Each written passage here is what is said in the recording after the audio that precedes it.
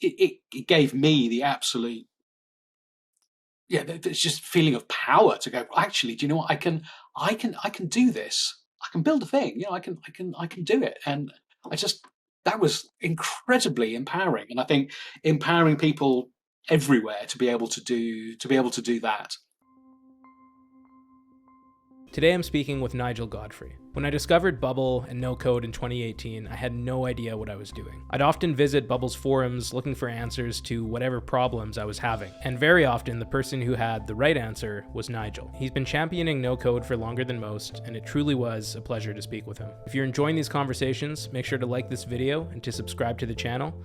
You're listening to User Stories, episode number 12 with Nigel Godfrey. I saw you posting about GPT chat on Twitter over the weekend, and I'm curious to get your thoughts about, just general thoughts about where we're at with AI and how it's going to affect the no-code space. Wow, we've gone straight in there, haven't we? Straight in there. Yeah, I was playing around with GPT chat, and it's both simultaneously, I think scary is the word that everybody uses, and it's like, and that is absolutely the word. It's like, wow, how did it know that? How can any of these things just be magicked out of thin air? But then it's not thin air, is it? It's the collective wisdom of the internet, and which is not always that wise. So I think at the moment, certainly in no code as well as lots of other things, I think AI just kind of goes with what it's got, obviously, which is sometimes not quite right. So I was just playing around going, well, how do I do this? And you're like, yeah, you're kind of 70% there. But it's that extra 30% that kind of I worries me, I guess, is the from a no-code perspective, I wasn't really having a go at an AI or GPT-3 or anything like that, because it's clearly incredible technology. But if people rely on it as the answer, they're going to come a bit unstuck, and so I worry where we might be going in that respect, in terms of how do you know whether the answer's right or not? Because it sort of feels right, if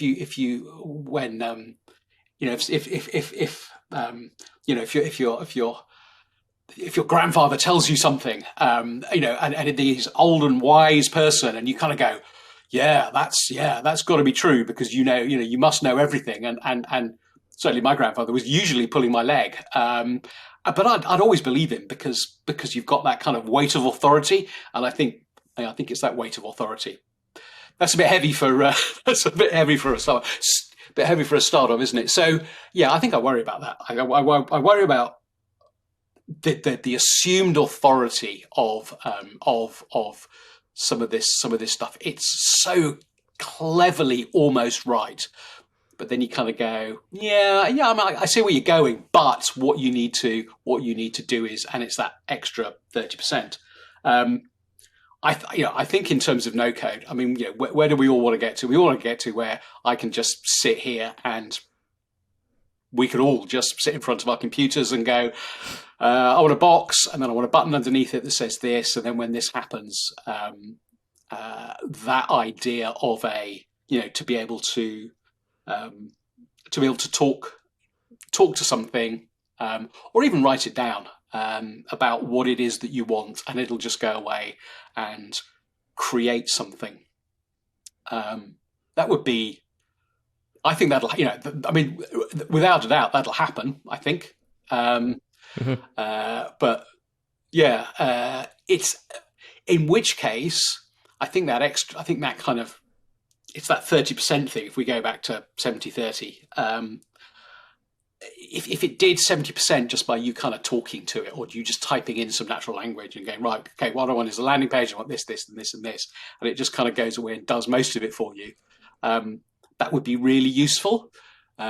Whereas, because you can adjust, whereas, if you get 70% of the way to, if you have a self-driving car with AI and it gets you 70% of the way to the shops, or 70% close, not quite so useful, unless you know the extra bit.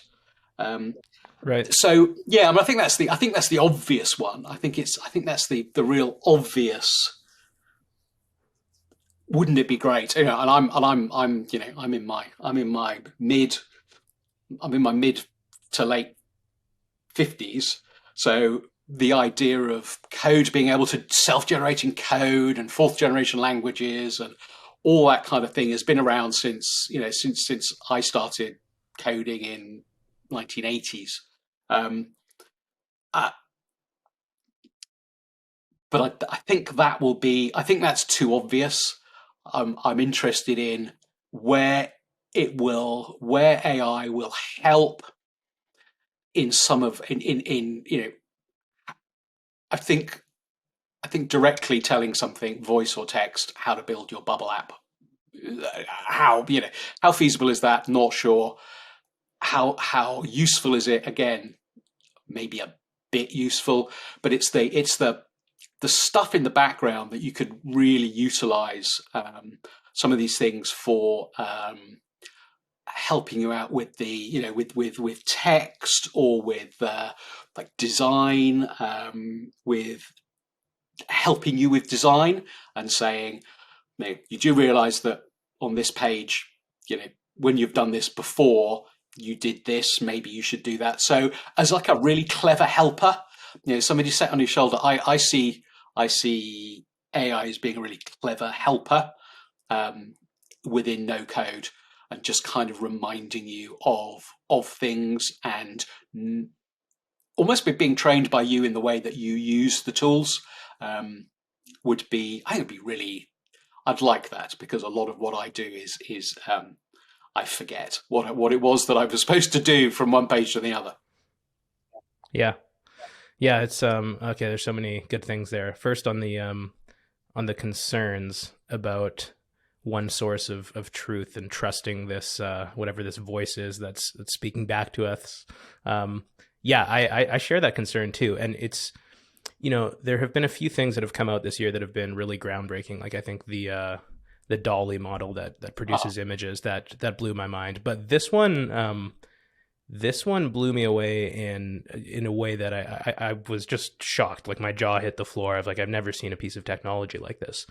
And already, even even though it's not perfect, this morning, for example, I was preparing for this interview and I wanted to do a little bit of research on this one person who maybe we'll talk about later. But I found myself, typically up until this point, and I'm sure I'll still use Google very often. But what's the way that you find out information about someone? You go to Google, you type in their name, and then you like go to their Wikipedia or something. And there's this moment where, and I'd been playing around with GPT chat all weekend, and there was this moment where I typed it in, I went to Google and was doing my normal research in the way I would, when I thought, like, actually, I kind of want to go to GPT chat. I feel like it would just give me a better, quicker answer in this way that that will just be more pleasant as a user, let's say.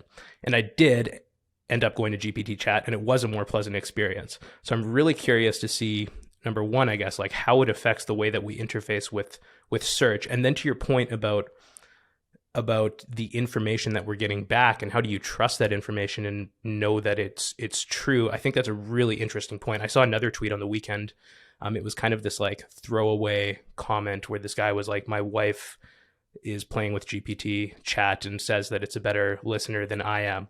And it was, tongue in cheek, very cute, but I could also, I think this ties into your concern, see this almost like dystopian place that we could get to where we're talking to this chatbot that starts to know who we are and starts to know all of our insecurities and just our whole psychology better than we do, better than anyone in our lives do.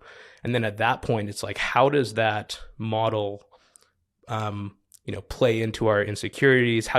Do they tell us things that we want to hear that will make us feel better? How does it like navigate that boundary between truth and just what it tells us, I guess? So I'm concerned about that as well. yeah, I think that the Dali one, and this was is it Crayon, something like that, Cray AI on, that I've got an app on my phone, and And I can play with that endlessly because it's just I think I can break it, and I just can't. I got a picture of a squirrel driving a this red sports car, wearing a bucket hat, and it does it, and I can't break it. And I suppose that's the I don't think I don't think I was as scared. I think my lack of being scared by AI, I think is probably because I don't kind of understand it enough, and I think I'm relatively accepting of the fact that having grown up with a lot of science fiction and that kind of thing, where computers will take over the world and not having kind of seen it yet, I think that's maybe I'm just a bit too trusting on AI and that kind of a thing. Yet the Dali thing is amazing. Um, Also, sorry, yeah, you were saying about the kind of the trust aspects are very yeah. I think I don't know really where I think from a summarization point of view, I think that's there is now so much information, um, and I guess it's almost kind of we're almost in a post Wikipedia era, aren't we? With sort of GPT-3 chat and summarization of stuff, um, which again is quite a it's quite a it's quite a sort of it's stuff out of science fiction where you would have sort of people interacting, especially from stuff from the 50s and 60s. You'd interact with kind of news summarizers and things like that. So rather than that you would get in sort of science fiction in you go to your whatever screen, holographic whatever screen, which we haven't got yet, and something would summarize for you. You see it in sort of Blade Runner and a number of things where something just kind of précises the whole, précises a topic for you. So you go, oh, okay, yeah, I get it. I think it used to be Wikipedia. I wonder how Yeah. relevant Wikipedia is in a GPT-3 chat Well, world. yeah, I mean, so to give you one kind of technical challenge that I was grappling with at this last company that I was working at, I was obsessed with this problem. We were, we were helping people get jobs, and I was really curious about the problem of like, how do you take someone's resume, extract the relevant skills that they have on there, and then try to like pair that up with a job description.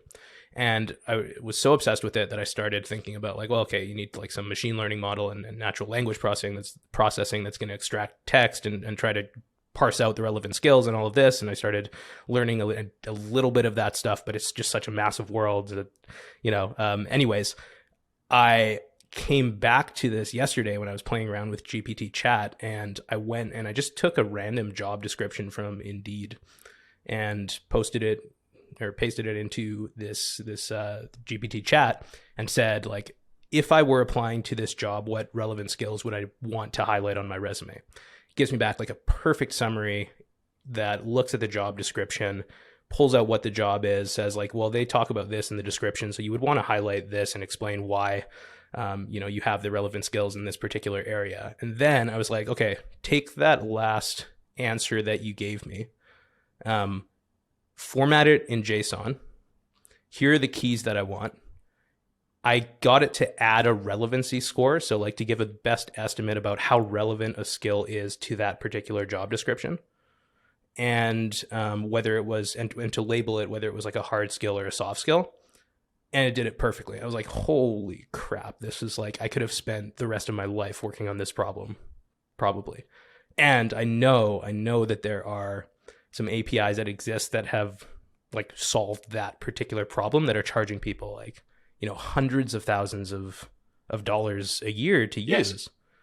And it's just crazy to think about all of these existing solutions that GPT chat is seemingly making.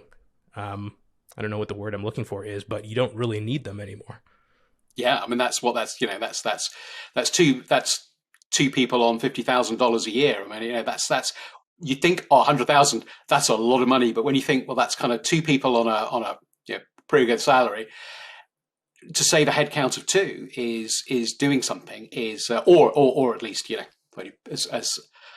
or at least, give them something more interesting to do. Um, that kind of thing. Suddenly, $100,000 a year doesn't seem that much when people can spend a huge amount of money. Essentially, on the job ad thing, I was working with somebody on a bubble app. Uh, when about 6 months ago. So this was it would take recruiters. I think sort of recruitment maybe still is a bit of a male dominated. Certainly tech recruitment in the UK is a bit sort of male dominant. So the job ads tend to get written in a kind of masculine way. And what this company was doing, using some NLP at the back end, and some human kind of copyright checking as well, was turning really quite poorly written job ads into much more generic, and to a lot of the case, I think it was like, yeah, we can make it a bit more gender neutral, but also it was like, we can also make, most recruiters aren't always the best writers. So that was very, very, very, very clever. And yeah, I had the opportunity to play around with the API, and yeah, again, it was things like that where you just think, oh, this would take somebody. It would just take somebody forever to kind of to go through that without building a load of rules. And I think that's again, my AI. I've working in technology since I was 20. A lot of people. I remember having a conversation with somebody at a pretty big organisation, and AI. Well, it's just a lot of if then statements, and I think Right. it's like, no, and I think it's really not. And I think there was some explanation about, I can't remember what the problem was. It was a relatively kind of mathematical, how do you get from one side of a checkerboard to the other problem. So not a particularly interesting one for the majority of humanity, but for mathematicians, I guess it was. And to build that in if then statements in it, do this, do this, do this, it would take more if then statements than there are atoms in the universe or something. And I was trying to explain to somebody, and this was a few years ago, before we got everything you've got now, and it's like, no, it's really not. And I don't know how most of this stuff works. And I guess it works in whatever inverted trees and all this kind of thing, about how it works. But I know it's not. If somebody asks for a picture of a squirrel with a hat on driving a red sports, that's not in there. It's clever. And I think the good thing for me is I don't want to know how it works. Well, I think less and less people do. I was listening to the Lex Friedman podcast a little while ago, and I'm a big fan of that podcast, and he's an AI researcher and does a lot of stuff in AI.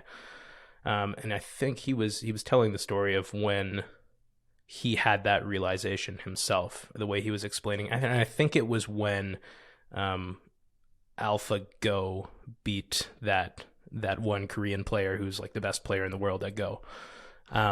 He was saying, Lex Friedman, that he had always thought it was just a matter of, if you try enough possibilities, basically what you're saying, just if-thens, that's what AI is doing, and it'll eventually find the right one.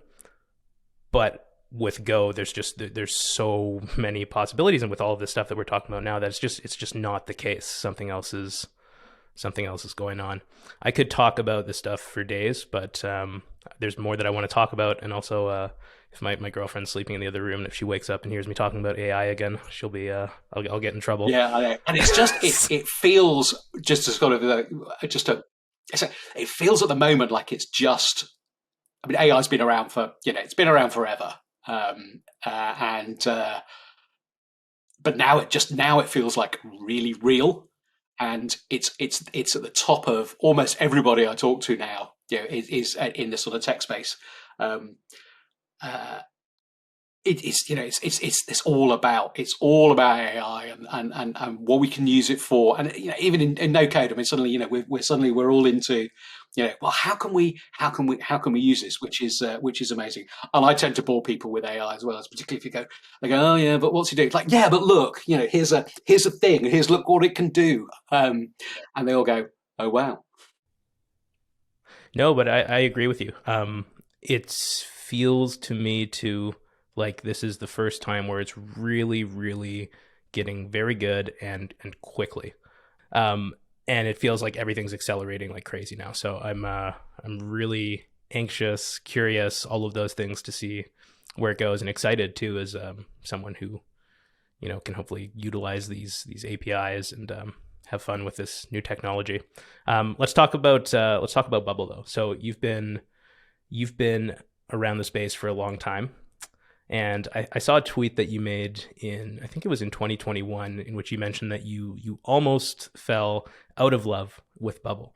And if you think about a relationship with a product or a company as a love story, as you were in this tweet, what do you love most about Bubble? We'll come back and be critical about Bubble in a second, but let's start with the positives. What do you love most about Bubble? What about Bubble, the platform, the company, makes that relationship and all of the challenges that come with it worth it? Ooh, yes. I Bubble and I have an interesting relationship. I The thing I love about it is the almost endless possibilities, and you read it a lot. And I'm getting better at not reacting to tweets about, well, with no code, there's uh, you'll soon come across something that you can't do, or is difficult, or isn't kind of built in. And I think that's kind of true for um, it's true for some no-code builders. If you want to take the ones that another one that I love, and we used for 18 months on one of our companies was Glide. And if you can't do it, you can't do it. You can't you, you can't make it. You can't make it. You can't bend it to your will. It sounds like we're going down a relationship. If we're going down the relationship metaphor here, I'm going to have to back out of this one very quickly. But I can make it do what I want it to do. Um, Very, very rarely. As a coder in the very distant past, I knew I could pretty much do anything, but I very rarely did do so. I just kind of did the usual things. And I think I get that same feeling with Bubble, is that I can get it to do what I want it to do. It may sometimes prove really hard. Um, but there's always a way, and I like the fact that there's always a way. And I love the threads on the forum about somebody's, oh, we could do it this way, oh yeah, we could do it like that. And there's 3 or 4 ways that pop up, um, and ways that are kind of stuff I've never thought of before. And uh, yeah, it's just that it's almost it's sort of it's like code. You can almost do it. You can't do anything. You can do anything in code. You might have to switch your languages around or whatever. But with no code, particularly with Bubble, you can almost do anything within reason. You probably can't get Bubble to run a spaceship to Mars, but then why would you? For the majority of the massive majority of the people, the people on the planet with access, or hopefully growing access to the technology to be able to run something like Bubble. It's the fact that it is almost endless for the massive majority of people, and not just coders. I think that's for me, that's the important thing. Yeah, I agree. That sticks out in my mind most too. There's something satisfying about when you come up with your own, like if you struggle to do something, I guess let's say with native Bubble, there's something satisfying about going through that struggle and hacking together a solution, regardless of how feasible it is long term. Just there is a way, usually, almost always, it's to hack hackable. something together and make it work. It's hackable. Yeah, Bubble is really hackable. yeah, There's lots of posts from back in of mine from back in sort of 2015, 2016. I found this. Look, if you do this and you do this, and you can make this work, and it's just kind of, and then be like, yeah, we don't really recommend you do that, but yeah, it does work. Let's try now to switch it up, and I want you to think in your mind, what is their biggest weakness as a company? And let's not just list the weakness. I want to try a little thought experiment here. So I was watching this video a long time ago on, I think it was the School of Life YouTube channel, and the video was something like the strength of weakness, and they were presenting this idea that often things about our personalities that we don't like weaknesses of our personalities, let's say, or weak traits that we have, we can look at how those traits manifest in other ways that are strengths. So, and I think the example he gave was like this Russian author, Turgenev, who apparently with his character development, part of what you loved about reading his novels, according to this video, was like this slow development, where he would take his time to develop characters and really and build their characters in his novels. And they compared that trait of his to him in his personal life, where he's just kind of late for everything and slow. So there's like this weakness of him in real life that actually is like a strength in terms of his writing and in his novels. I'm probably screwing that up, but the idea is like, how can you look at a weakness and see that in some other ways as connected to a strength? So hopefully I phrased that in a way that makes sense. But if you look at Bubble and think about like, what, I guess first, what is one of their biggest weakness that you perceive? And then how could that be seen as a strength in some other ways? Wow. I should have done some mental. I should have done some mental gymnastics. Straight up into the mind gym before I came on. Um, so let's pick on. Let's kind of. There's a lot of, and I know.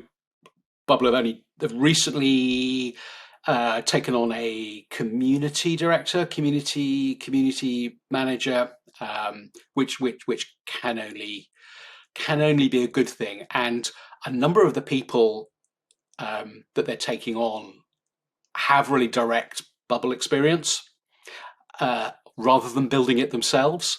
So I think one of the weaknesses over time has been that they are very developer focused, in that the developers don't always eat their own dog food. So yes, a number of bits of Bubble are built in Bubble, but you don't always, you haven't always found that whoever you're talking to really does kind of that much building, or comes across the really big problems that we always, we kind of we face. Obviously, my experience is very much kind of back end. So I can't really talk to the problems with the old. I mean, I've been using Bubble for for so long that I remember when there wasn't even a responsive engine. So for me, kind of going, oh well, the old responsive engine. I thought that was quite good, because previously you had your desktop version and your mobile version, which suited me just fine, because I'm not that much of a designer. So I think it was very much that. They focused on building the thing that they wanted to build, and almost like solving what they thought their own problems. As a strength, that was focusing on the tool, and I think they could have gone a bit early on some of the things they're doing now. So, the newer responsive engines, the components library. If they'd done that earlier, which would have been a bit more builder focused rather than tech focused, I think the things they've done over the last couple of years might not have got done. So I think that singleness of purpose, in terms of it's engineer, a lot of it's engineer led. which is a good thing to get you somewhere fast. I kind of think that's been so. I think that's been a strength for however many years, 7, 8 years. I think now they know that they need to fix the building with others, because they're taking people. Yeah, they're taking people on who have a huge amount of experience and I have a huge amount of respect for. So, they're growing in the right way now. Right. So I think what you're saying is like their engineering team and was maybe at the time a little detached from the actual product and the people that were, spending every single day inside of the bubble editor, running into these kind of weird cases that we all run into. There was a growing gap there, and now as they're bringing more people on who are like very intimately familiar with the product, some of these decisions in terms of what to focus time and resources on are more in tune with the actual people who are building on the platform. Is that right? Yeah, I think that's right, and I think that's how every developer builds. I mean, really, isn't it? We all. If in doubt, you build for yourself and how you think things might work. Yeah, I think the reality was that we were using a lot of people we were using are using Bubble in a very different way to how I imagine the developers thought that we were doing it. Um, and that's not a criticism. That's because they probably just didn't ask. So, and there was no real channel to ask, um, which I think now is changing. But to their credit, they didn't just go and look on Twitter, because then you are. It's that sort of empirical. How do we build the thing that people want? You know, you if you go and ask everybody, you're going to get everybody's opinion. And say, building.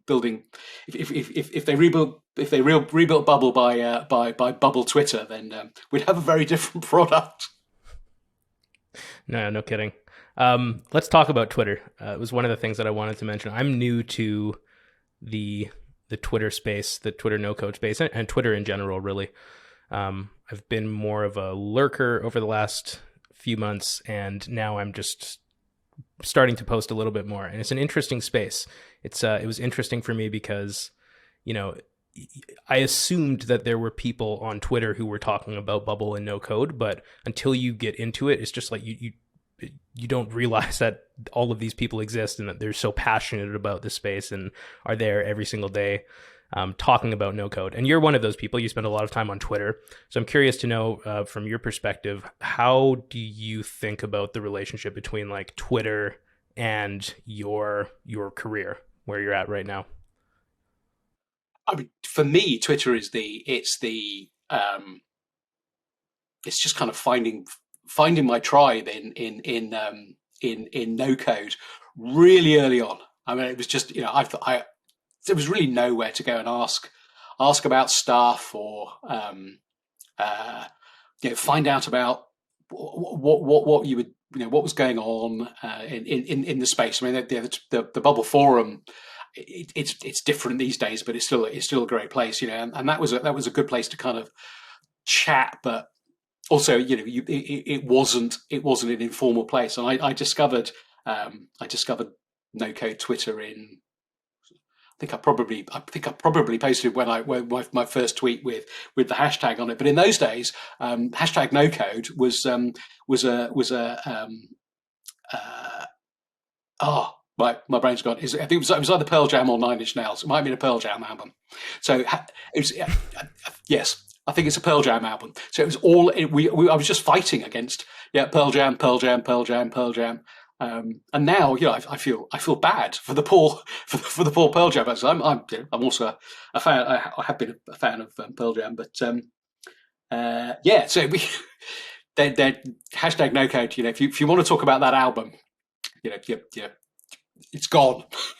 We have taken over. So it's really about just talking to people that feel the same excitement. And really, I kind of wanted I think, like a lot of people, you can feel a bit lonely, particularly if you talk to you talk to your family or friends or partner about it, and they're like, yeah, whatever, yeah, you told me about how great this is enough times. But so finding people that were similarly excited about everything, and it's a great echo chamber because there's however many hundreds of thousands of people on millions of people on Twitter, and but I only see the ones who are interested in no code. So I think everybody in the world is interested in no code, which is fantastic. Hmm.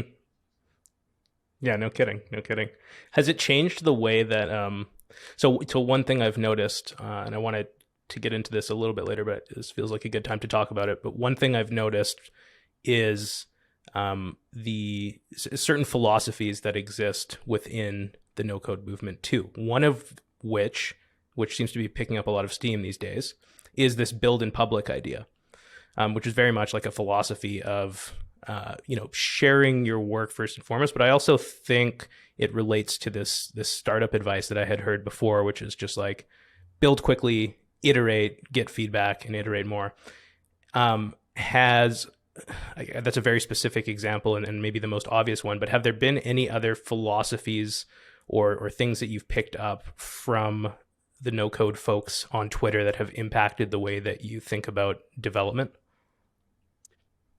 The building, I think the building public is the sort of is there, and it's almost not a subset of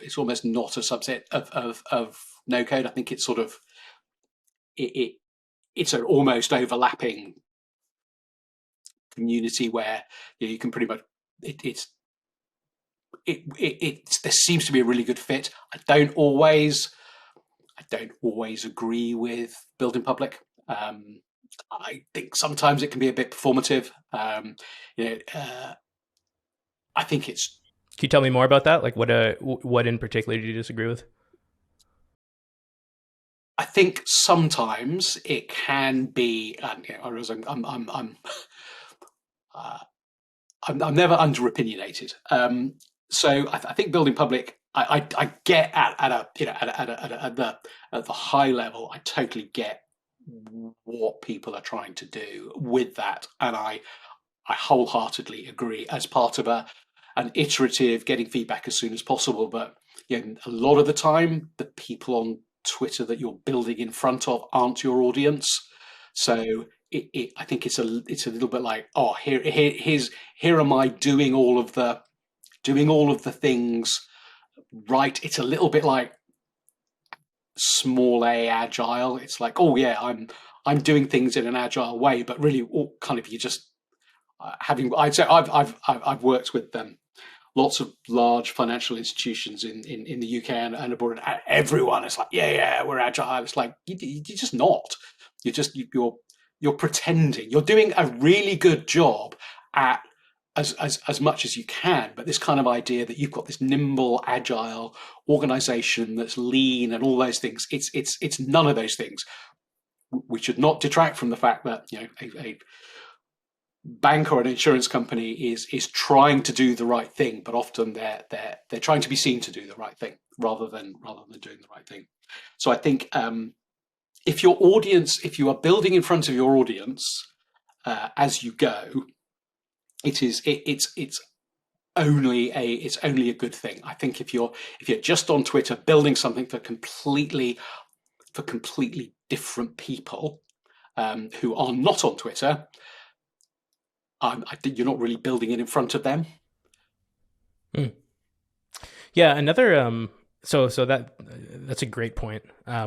Another one that I struggle with sometimes is there seems to be this idea of and this is not what I disagree with. I think you should iterate fast and get feedback as fast as you can. I love that, and I think that makes total sense. But there seems to be this idea of, launch, like, all of us have a whole bunch of ideas that could be products, launch a whole bunch of them and see what happens. And it's not necessarily that I don't agree with that too, but the challenge is that, to actually start a business, most businesses don't succeed for a very long time. And so the amount of effort and time that you need to actually put into any one of these ideas in order for it to succeed seems to be way, way more than like it's hard to like square those two ideas together where it's like launch this idea, get feedback. If it doesn't work, drop it, launch the next one. Do you know what I'm getting at? Yeah, I know. Yes, I know what you mean, and I also there's the sort of there's also a similar kind of thing to that, but it's the other side of the coin, which is we've got this product which we've built, and we're now just kind of going to iterate around who do we try to sell it to. So we just Right. we can call it a pivot and get away with it, which I don't think you can do anymore. But you can just, we're going to try it for this, and we're going to try it for this, and we're going to try it for this. You just keep endlessly iterating your idea around until you find the right people. I think it's the kind of the same. It's the same thing, isn't it? It's just you keep how you survive that. And as this, I'm picking this up from have you one of the people I follow on Twitter, who Alberto Savoia, who's done the sort of prototyping. He's written a couple of books to write it, and which I've got knocking around somewhere. So this idea of prototyping, his he says Sorry, what's his name? it's Alberto Savoia. Probably can't pronounce it correctly. So it's at prototyping. He's ex Google, and he's I love everything he writes and everything he tweets, because it's so relatable and so simple. He doesn't dress anything up in complicated languages, and his books are extraordinary. But what he says is, look, the chances are you're just going to fail. I mean, yeah, pretty much everything that anybody builds on the internet fails. So until you accept the fact that probably, the chances are that whatever the thing you're going to build will fail, what you're trying to do is to survive that failure. And I think constantly iterating things again is yes, you should do it, um, but try to make everything as survivable as possible. Is that you're running a test, you do this thing, you have a hypothesis, doesn't work, you're on to the next thing. I'm horribly guilty about building loads of things that don't really well, that fail, that don't get in front of don't get in front of a sufficient number of people. So I'm guilty of it. I'm guilty of that too. In your case, what do you think is the biggest cause of that? Do you think it's like for me, and I enjoy more of the stuff that I'm doing now anyways, which is like working on a team and building a product or teaching people. Like I enjoy to be a founder of a product. There's so many other parts of the business that you have to focus on that I don't enjoy. In particular, like sales and marketing, which is probably the most important thing that you need to focus on. And so I think for me, it's probably that like a lot of, well, I don't know. It's hard for me to say. It's a whole bunch of things. And I think I have so many ideas and like working on other parts that I kind of ignore the things that I should be working on. But I've learned over time that I'm okay with that and don't necessarily need to like launch some product, and I'm comfortable with where I'm at. But anyways, I'm rambling now. For you, what do you think it is about what you're building that causes it to fail? Oh, exactly the same thing. I need to add no more. It's sales and marketing, and it's knowing who you're going to market to, even before even before you've done it. So I had a really early Bubble project that I worked on in the early days of Bubble, which was it was kind of like Facebook for knives. So it was a US. It was really interesting. A whole new kind of area for me. So it was obviously it was a US based sort of social media site, and these guys had a magazine, a kind of a website for pocket knives and all this kind of thing, with a huge following, and they started their Instagram before they tried to build this Facebook for knives. They started their Instagram. They started the Instagram account for the product that they didn't have, and I think it's still knocking around. I think it's got 6 or 7 thousand followers. They hadn't even built the thing yet, and already they've got this. How do we know that this is going to be successful? Well, we because we've already got 7,000 people signed up for it, and that was even though the product, in the end of the day, that it didn't really work because what we ended up was building something kind of too complicated rather than starting off with something simple. Not that anything really existed at the time. That was really for me that was a real eye opener, is the fact that we I think the Instagram account's still around. That it was that's made me think. Wow, I don't even have one person for some of the things I've built. I don't even have one person I think I could sell to, let alone six or 7,000 people that are going to go, "Hey guys, we built it." Yeah, finding those people is, I mean, it's tough to get people to use your product. I remember when I started on Bubble, I had this romantic idea that once I figure out how to build stuff, it'll be so easy because I have all these ideas and I'll be able to build them, and then people will use these products. And the first product that I built, when I got it to a point, it's funny to think back on what it was now. When I got it to a point where it was like, okay, this thing is usable, there was this moment where I realized, well, I got to go find people now. They're not just going to come to this product. Posting about it in the Bubble forum might get me a few bubblers who are more interested in how the thing was built rather than like what it is and what problem it tries to solve. But yeah, I mean, for me, that was a big realization. Yes, and the product with the most, I was not necessarily users because we didn't have users, but that was probably the second or third thing I built on Bubble, called building on bubble.com. It's pre-responsive engine, so it's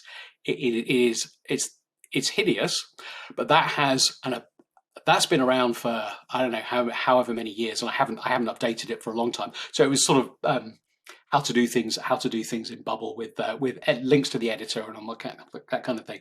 And about a year ago, I thought, I wonder if I put Google Analytics on that, because I just kind of did it and then forgot about it, and I get more traffic to that than anything I have ever built, and which is which I think tells me something about whether I should, whether instead I knew my audience, Right. because it was me rather than some of the other stuff where it's not necessarily me. It's funny how that works though. Let's talk about design a little bit. I want to read you a quote that I found on your Twitter. This was by Donald Norman.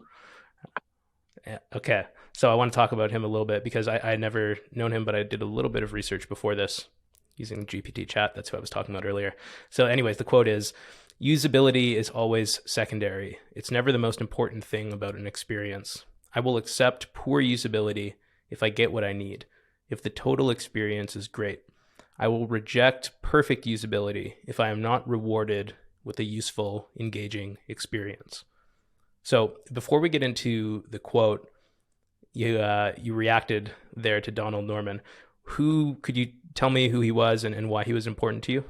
So Don Norman Who he is? He's still alive, yeah, right? I think so. I think so. I think I looked at his Wikipedia, Yes, and yeah. he's yeah. So he is the author of The Design of Everyday Things. So he's sort of popular. Whether he invented it or not, I don't know. But he kind of popularized the idea of affordance and sort of signifiers and affordance. So I remember a few years ago, everybody was talking about, affordance was the designer buzzword about, why do you have handles and that kind of thing, and the way that teapots work, because you think, oh, that's how it works, because that looks like something my hand will fit through. So he was really instrumental in this kind of the relatively early ideas in terms of usability and design of things. And he's got much more I think he's got much more interesting as I think when he wrote the book, the internet the internet's been massive for a long time, but I think it's now, he was writing about teapots, and actually now I think probably more people use the internet than use teapots. So the design of everyday things. The everyday thing is now the internet, and I'm gonna get the name of the person wrong. So he works with Ivan Nielsen. Is it? Oh, it's something like, I want to call him Ivar Jakobsen, but he's an object oriented designer from way back. So he works with another kind of usability guy, and he's got the same. I think it's Nielsen's law, which says that either that I think Nielsen's law say that people spend more time on other sites than yours. So basically, I think what he was saying was, design the thing to look like Facebook. So if you're building something, and Facebook, I realise I'm showing my age in terms of what people spend their time on, but the idea was that most people spend their time on Facebook. So if you're trying to design some kind of new paradigm to be really, really clever, the chances are it's kind of not going to be, because people will go, so go and look at how Facebook does it, or whatever your favorite, whatever the big ones are now, and then kind of do that, because that makes people feel comfortable, because they spend all of their time doing the thing over here. So and they both have very strong views about usability being secondary, and it's the, you come to a website to do something,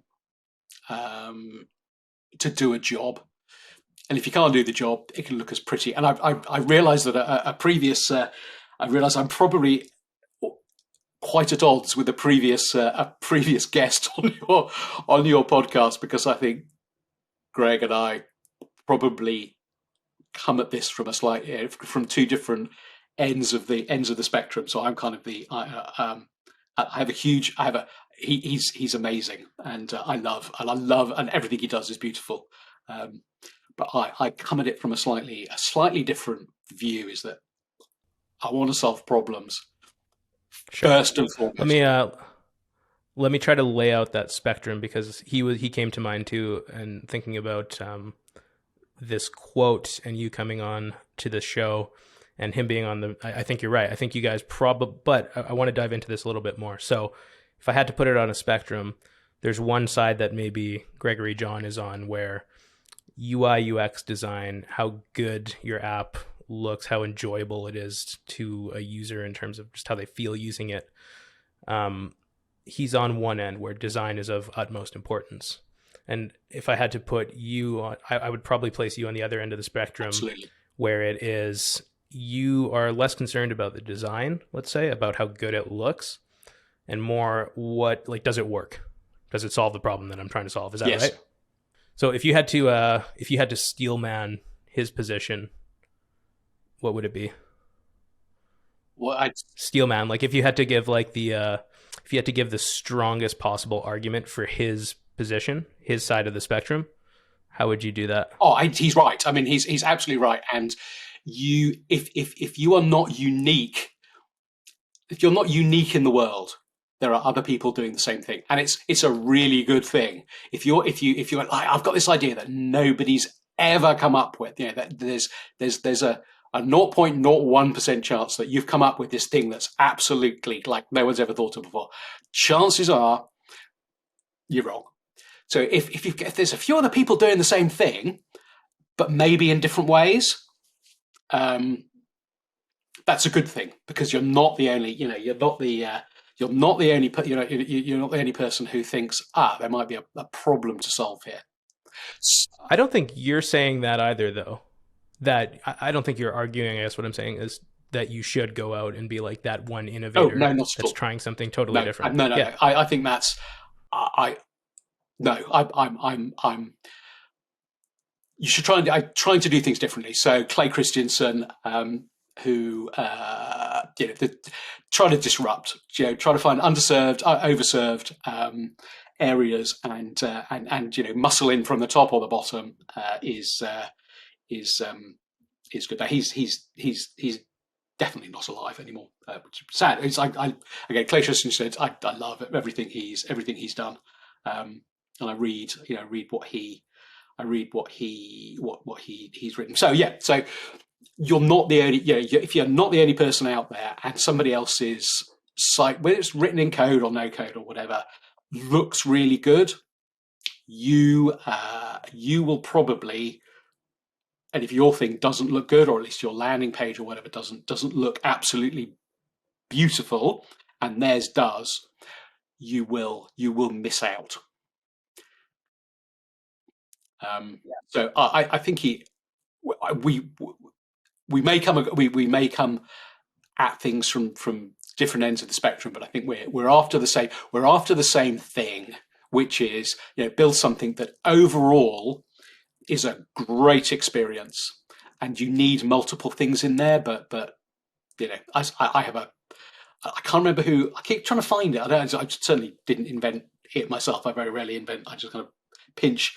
I steal like an artist, I think is the phrase. But it's hell is building something beautiful that nobody uses, and I kind of I feel the pain of just designing things that, and you've said it yourself. It's like you can build something absolutely beautiful on the internet, and no matter how beautiful it is, people don't just pitch up at your door and randomly just kind of turn up. I've got websites out there that've been live for years, and I just haven't taken them down yet. And do you know what? They might be.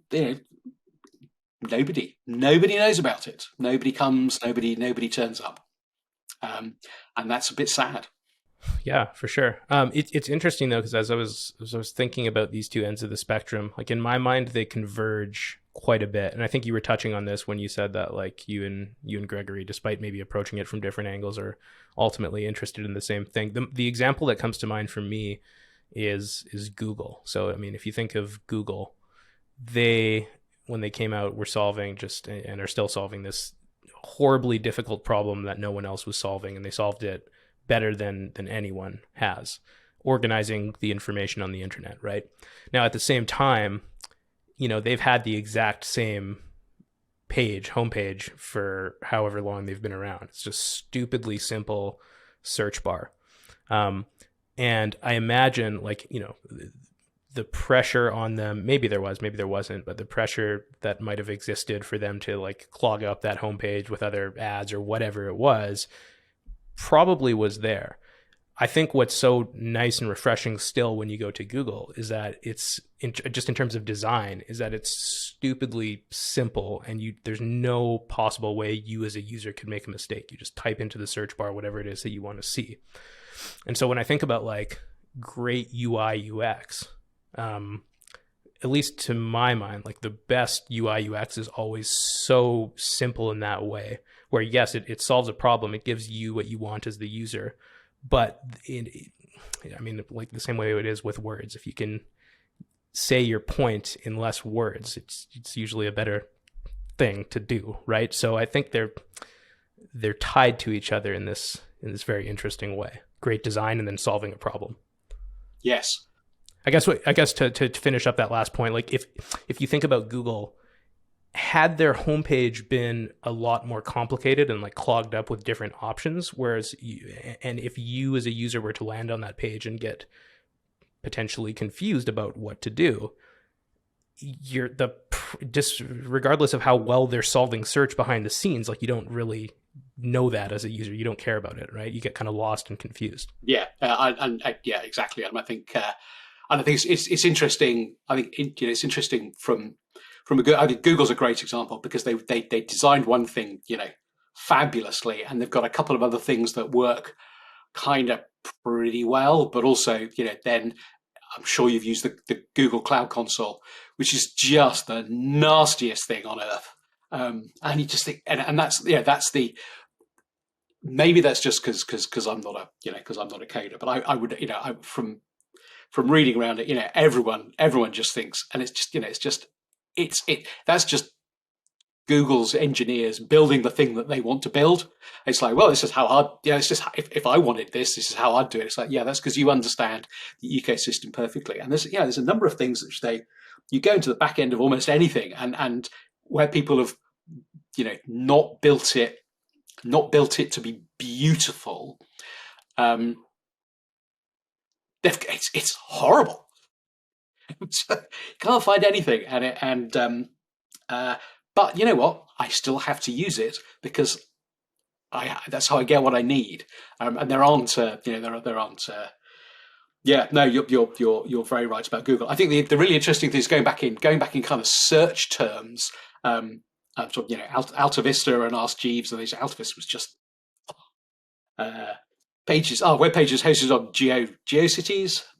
But back in the really early days, the first time I came across, I guess the internet was Usenet, and that was beautiful. It was a tree structure, and it was there dot whatever, and it was fantastic. And it's almost like it went from being a really simple way of organizing information uh, to something horribly complicated, and then sort of Google came along, and yeah, that was it was I remember it. um When you say horribly complicated, do you just mean in terms of like design decisions they made on the page? yeah, I mean, yeah, I remember. I remember Alta Vista. They used to use Alta Vista. That was the main one, and then Google came around, and there was an input box with two buttons on it, and that was kind of, I just never really knew what I'm feeling like he meant, but uh, or how they picked it, but it kind of didn't really matter. And I remember that as being just one of the most, people would talk about it. People would be like, oh, if you use Google, I'm like, yeah, there. It's just, and it was a real light bulb moment for so many people. It's like, oh, yes, that's what we really wanted all along. And I think that's the really interesting thing is, what did we really want? What was our job? What was the job to be done? What do we need or want from any search engine? It wasn't to be presented with a whole kind of host of things. Um, uh, that was it. But then I think it's a kind of a Steve Jobs one about, the users don't really know what they want. You can't go and ask somebody what you want, because they'll they'll give you some they'll give you the wrong answer 99 times. Yeah, there's that Ford quote. I think it was Henry Ford. And there's like, if we would have asked people what they wanted, they would have said a faster horse, right? Yes, It's that same idea, yes, or related, where it's like people are stuck in the current framework, and for like truly, truly innovative products like Google, like the car, like the iPhone, it's most people can't conceive of something like that because it doesn't fit within their existing framework. yes. Although I think there's a kind of follow up step to that one, which is, you were asking people what they wanted rather than what they needed. So if you look into, I want a faster horse, you need to drill down into what that really means. I need to get from A to B faster. So if you translate their want into a need, it was, I need to get from A to B faster. It's not to bring it back to AI and what we were talking about earlier, but totally to do that. If we think about that in the context of search, you asked the question, what do people really want when they go to Google? I would say they want to know the answer to whatever it is they have on their mind as fast as possible. But to your last point, is that what people really want? And I think that's where this interesting question of, and potentially like dystopian future comes in. Let's use like health for an example. We all go to Google and type it whenever we have a symptom, I'm sure, and type in like, what is this symptom? Am I going to be okay? What do we want to know? Maybe what we want to know is just to like be reassured that we are going to be okay. And so if this AI starts to recognize that that's actually what we really want, how does that affect the answer that we receive? It's an interesting question, I think. Yes, yeah, it's an interesting. And again, I can't remember that quote, but it's like kind of in terms of needs. It's a lot of people need a kick up the butt, but very few people will ask for it, let alone pay for it. So it is that thing about like, what do you want versus what do you need? You don't always give people what they need, which is, yes, horrible answers to things on the about whatever rash you have on your arm. Right, right. So you started No Code Bosses. This is my last question for you. What is your dream for no code bosses and for the no code space in general? What's the ultimate end goal for you? What do you hope to see? Uh, so yeah, no, so No Code Boss was really a spin off from building on Bubble. So I think building on Bubble predates the Bubble edict that you weren't allowed to put Bubble in the title of anything you the title of anything that your company or your website or whatever. So I think they've let me get away with that one. So it was um, the idea was to be a bit more sort of educational in terms of quite short, fairly scrappy um, video snippets. Quite why I'm not on YouTube, I don't really know, and I think I probably will go to YouTube at some point. But the again, it's trying to be the other end of the spectrum from a beautifully produced course, and that the Gregory's courses and both the stuff that that both those guys do are extraordinarily good, and so I think I talk a lot faster, and it's very much like, right, here's the information that you need, how to solve the difficult stuff. So um,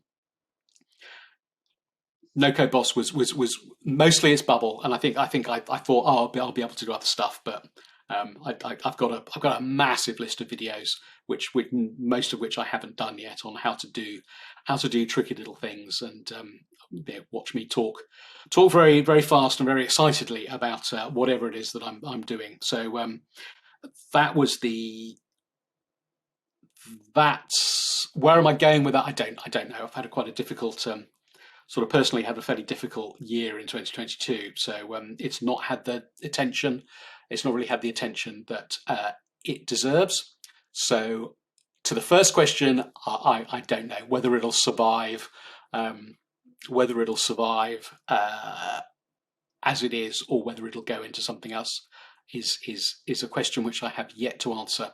So maybe over the holiday period, I'm going to have a reflect and see what I want to do with that. Yeah, I mean, no code. I just want for everybody else, whether the other however many billion people that can't code, um, and have access to the technology. I think that's for me that's one of the really interesting and important things is no code. It's a bit it just needs to be for everybody, and I love it when I see you know people from very differing backgrounds around the world picking something up and building something that's just so relevant to that's totally relevant to them and and their communities and their people, and I much more of that, really localized solutions to, because I think that's what it's, this sort of niche, micro SaaS has been a term for a long time, and I just love that. It's not about trying to be the next Facebook or Google or whatever. It's trying to make a real difference in a relatively small niche, wherever that niche may be, geographical or geography, or what particular sector you're in.